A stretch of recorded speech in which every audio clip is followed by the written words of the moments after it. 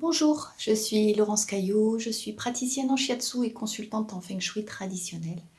Et je vous propose aujourd'hui de parler de lombalgie et de douleurs de dos. Donc si cela vous concerne, eh bien à tout de suite.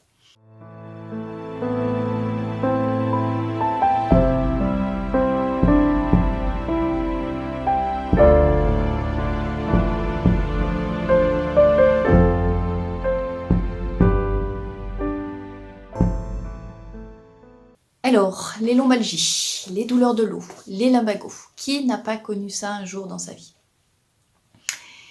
Alors je vous propose de le découvrir selon deux approches. La première, c'est l'approche occidentale.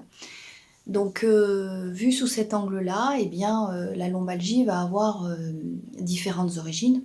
Soit il y aura un problème musculaire ou articulaire, voire parfois même viscéral, ou il pourra y avoir une origine inflammatoire dans le cas des maladies rhumatismales.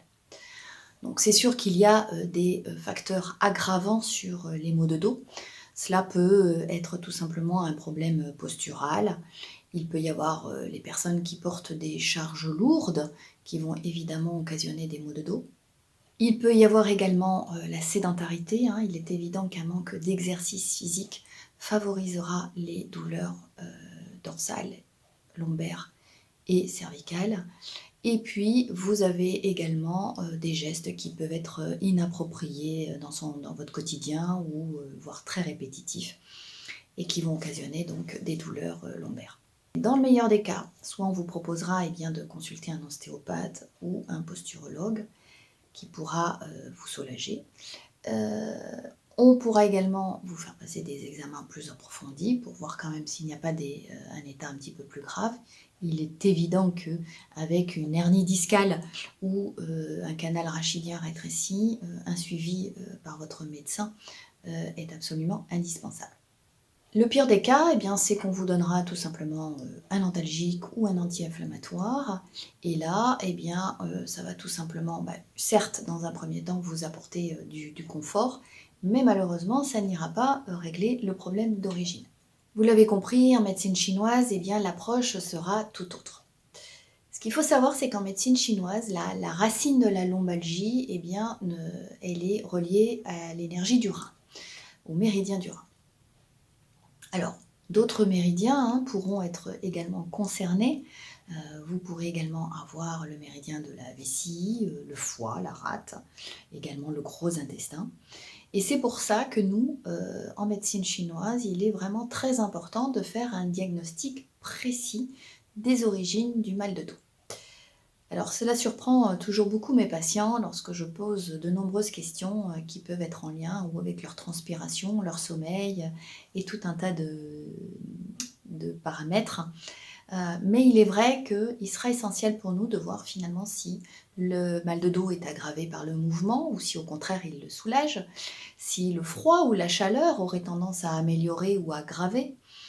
Ce sont tout un tas de paramètres qu'il nous faut connaître, de la même manière que nous vérifierons si justement il n'y a pas une stase d'énergie ou une stase de sang, vérifier s'il n'y a pas la présence d'humidité dans les méridiens concernés, et parce que évidemment le traitement, lui, ne sera pas du tout le même suivant le tableau pathologique. Je vous propose donc de découvrir certains tableaux pathologiques qui génèrent des maux de dos et je vous propose que l'on se retrouve juste après.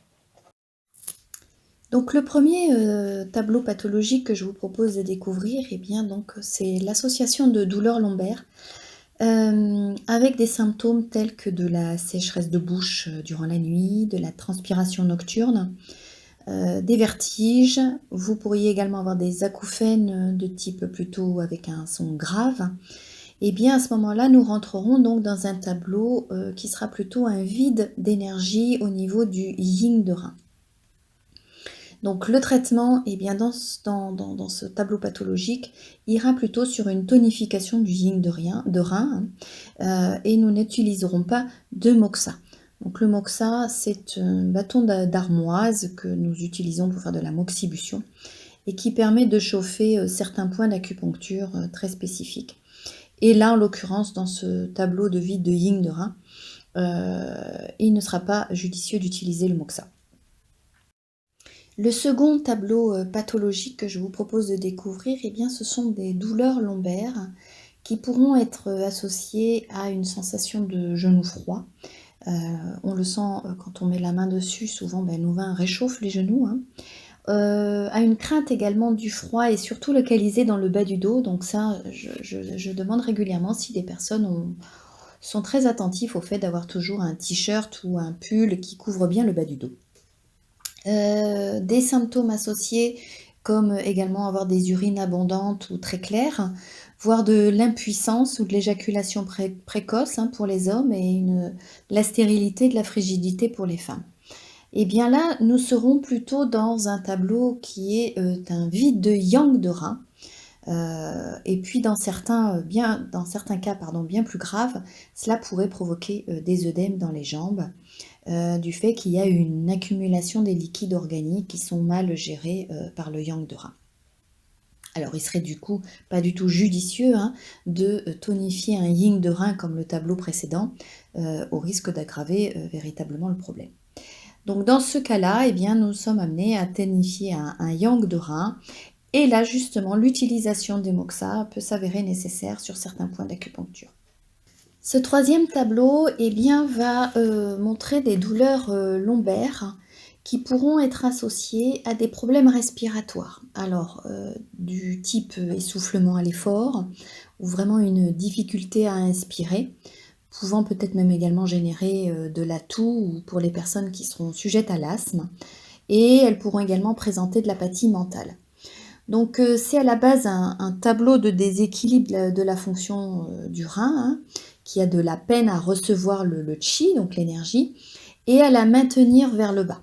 Donc cette énergie, ce chi qui s'accumule à ce moment-là dans la partie supérieure, eh bien c'est à cause de cela que cela crée des essoufflements et des problèmes d'asthme. Donc dans ce tableau, eh bien, nous renforcerons le yang de rein et nous stimulerons la redescente du chi du poumon. Et ce sera vraiment essentiel.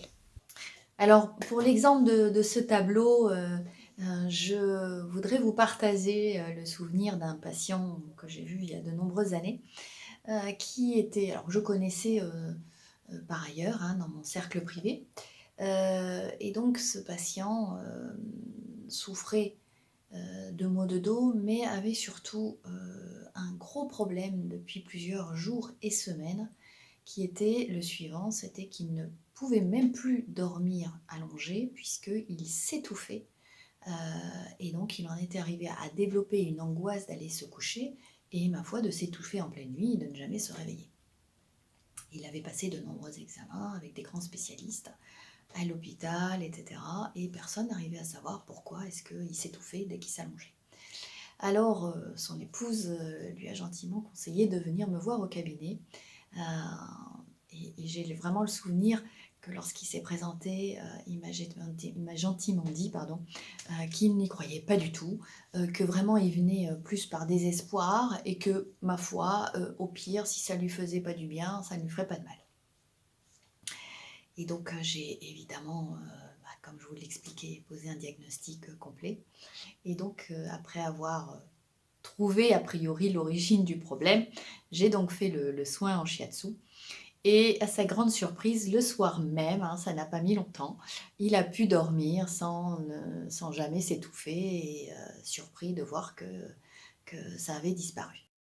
Un autre exemple que je vois fréquemment, ce sont des douleurs lombaires qui sont associées à des insomnies ou simplement un sommeil perturbé par des rêves qui sont abondants. Des personnes qui peuvent avoir la gorge et les yeux secs, parfois une vision trouble et surtout des accès de colère, peut-être éventuellement aussi des acouphènes, et là, ça sera plutôt des sons qui sont aigus plutôt que graves. Pour les femmes, il pourrait y avoir des menstruations qui sont peu abondantes, voire même avoir des aménorrhées. Et pour certaines, dans des cas plus graves, connaître de la stérilité. Alors là, nous sommes plutôt dans un tableau de type vide de yin du rein et le yin du foie. Donc ce qu'il faut comprendre, c'est que selon la loi des 5 éléments, qui est un des fondements de la médecine chinoise traditionnelle, eh bien l'élément eau qui concerne le rein nourrit l'élément bois et qui concerne l'organe du foie. Donc le rein, lui, il a l'obligation de nourrir le foie. Donc c'est pour ça que le déséquilibre de l'un va entraîner le déséquilibre de l'autre. Donc ce tableau indique donc un vide de yin de rein, un vide de sang du foie, mais avec une composante quand même émotionnelle importante qui peut être due à de la colère, de la frustration et de la dépression. Donc cela peut faire suite à un problème d'hémorragie important. Quand les femmes ont connu un accouchement, hein, ça peut générer ce tableau pathologique, mais aussi suite à un régime alimentaire qui aurait été appauvri en éléments nutritifs et en protéines, qui aura donc tendance à affaiblir la rate et qui donc n'est plus capable de produire suffisamment de sang et par conséquent, le foie n'en stockera pas suffisamment non plus. Et là, je vais vous donner un dernier exemple qui est une situation que je rencontre assez souvent. Et cela concerne les personnes qui consomment trop d'aliments crus ou froids ou qui ont suivi de longs régimes amincissants dans lesquels on leur recommandait une cuisson à la vapeur et bouillie, qui aurait tendance donc à ralentir le processus digestif. Donc ces personnes peuvent en effet donc être sujettes aux douleurs lombaires et elles présenteront d'autres symptômes tels que de la faiblesse physique, une apathie mentale, elles seront très souvent sujettes à des diarrhées chroniques, à de la frilosité et vraiment une sensation de froid dans le dos. Donc dans ce cas-là, il sera nécessaire de tonifier le yang de rein, mais également le yang de la rate, puisque en médecine chinoise, la rate est évidemment très importante au niveau du processus digestif.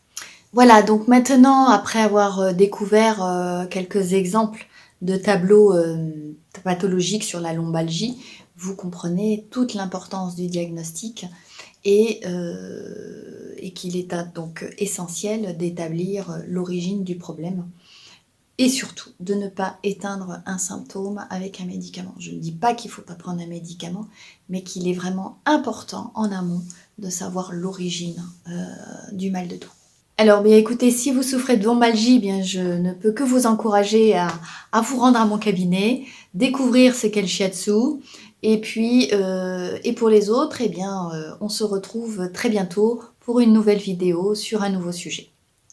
À bientôt.